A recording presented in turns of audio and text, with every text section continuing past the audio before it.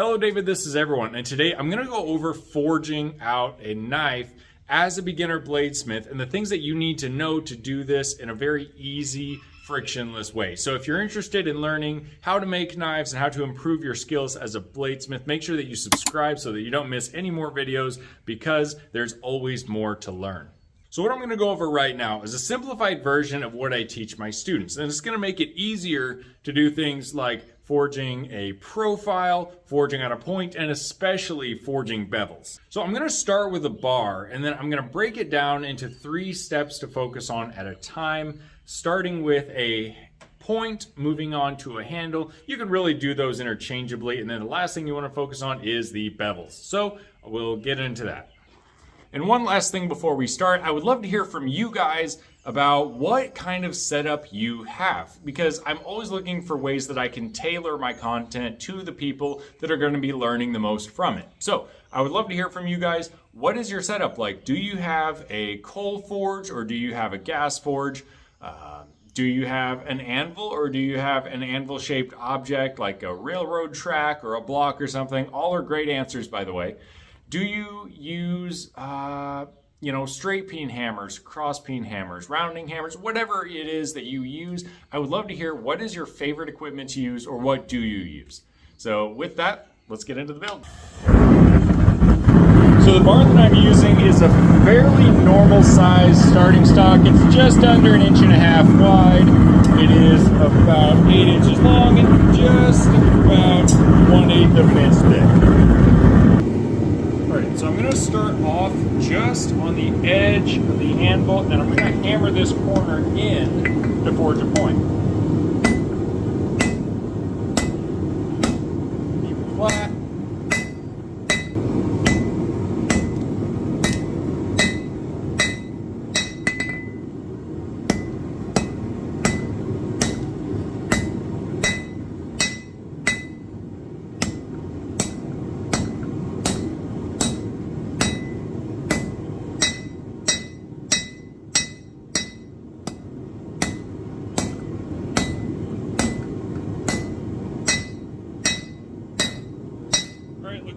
Now I'm going to work it up so that the point is not at the bottom, but actually a little bit higher, because I want this blade to come up to a little bit higher than the middle of the knife. So more on that in a second.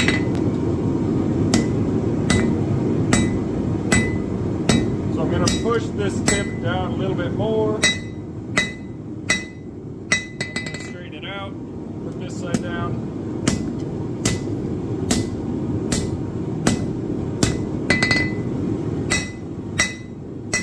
That's how you do that with no fish mouthing at all.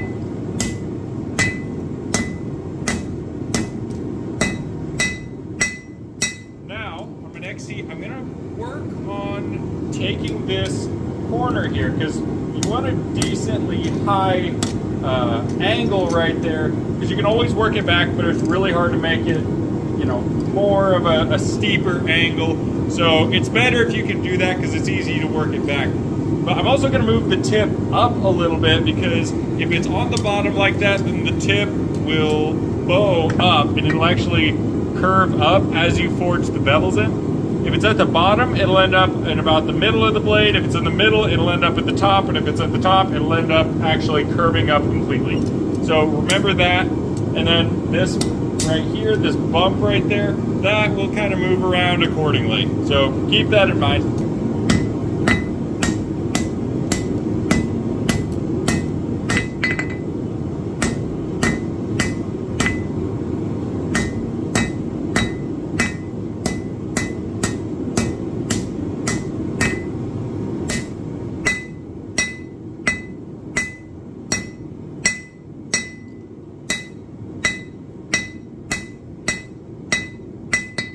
That looks about right now. I'm just going to curve that up a little bit more so that it has a fairly rounded belly. This is just my taste. If you want it to have a straighter edge, you can leave it like it is. If you want it to be curved up more, you can keep going. I'm just going to curve up just the tip a little bit more.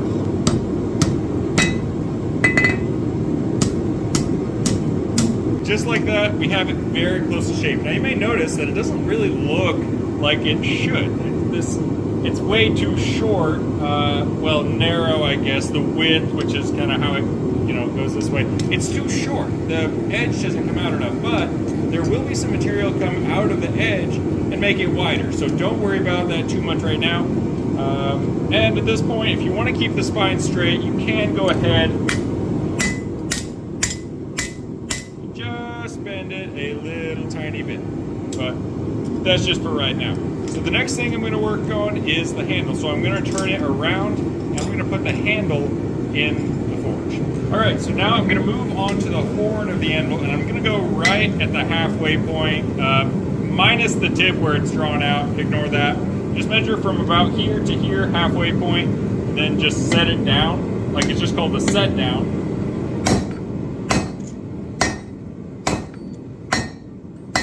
Keep it flat.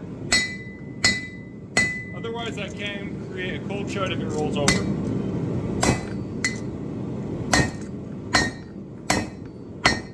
Alright, we got our set down established. Pretty good. Alright, I'm just going to work it back now.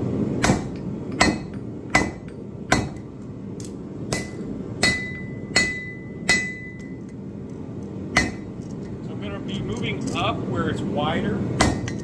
The horn gets wider, and that's actually going to let me widen this out to a more comfortable handle.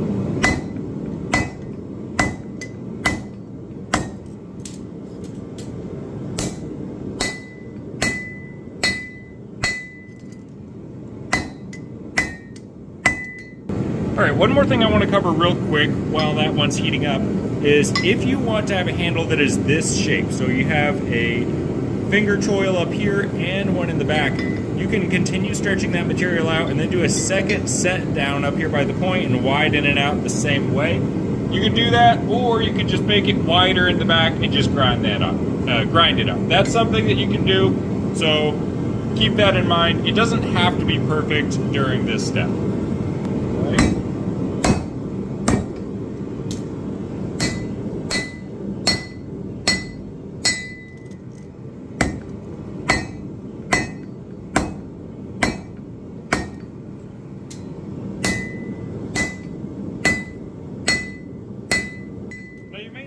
This handle has curved quite a bit in a direction that is just not very usable.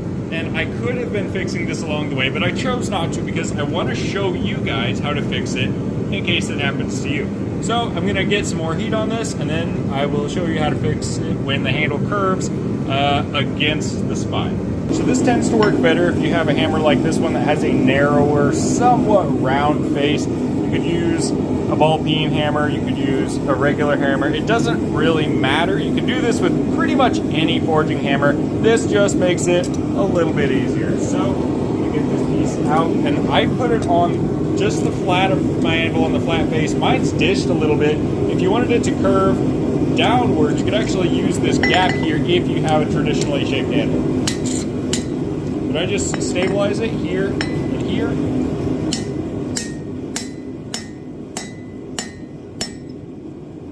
Like that. Now right here, there's still a little bit. I'm going to very carefully strike right there.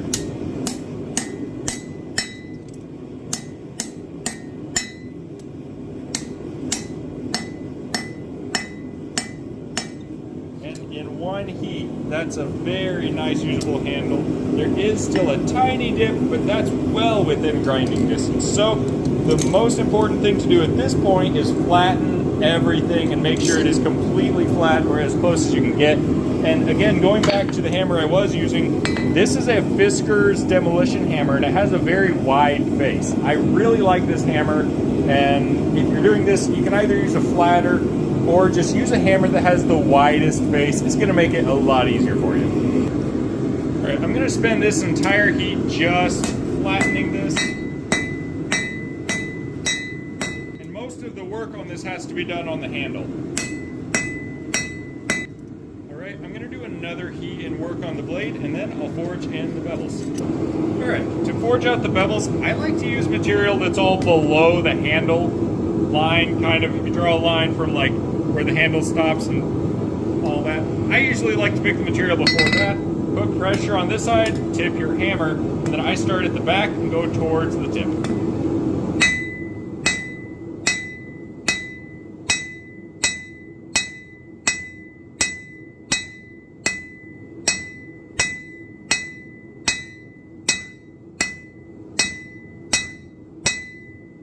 Spend a lot of time on that heel to make sure that it's right, and then I'll move to the rest. I'm just going to straighten this out first.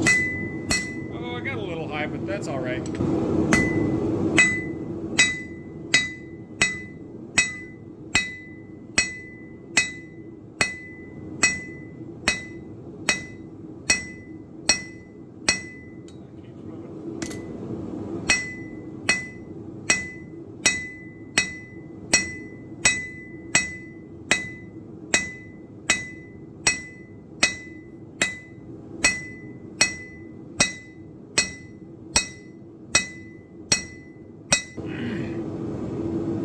Pretty good. I mean, that's very grindable. I mean, that's very well within grinding distance for sure. All right, now all I got to do is just finish up the tip.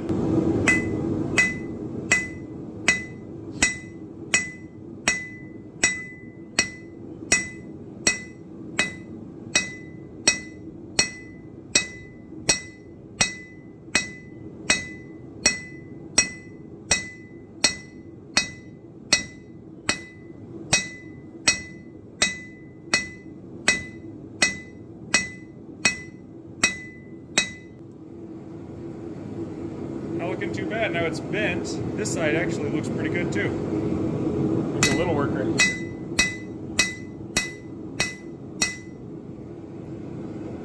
There we go.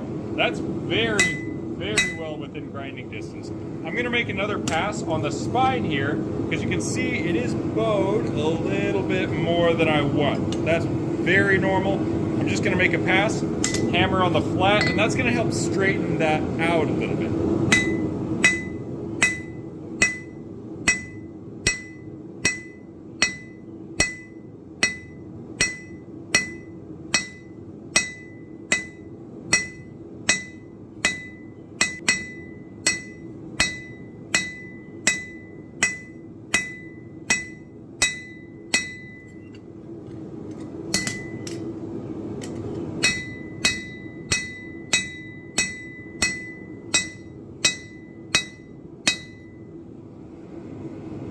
Alright, that looks pretty good. The spine's a lot straighter. That's straight enough to grind a straight spine out of that if you wanted to. A lot of people have a curved blade and a curved handle, but you can actually grind a straight spine out of that. And if you wanted it to be a little bit more exact, you could just tap it there. There you go. The last thing is the touch mark. If you stamp one, I'm going to go ahead and do that because I do stamp them.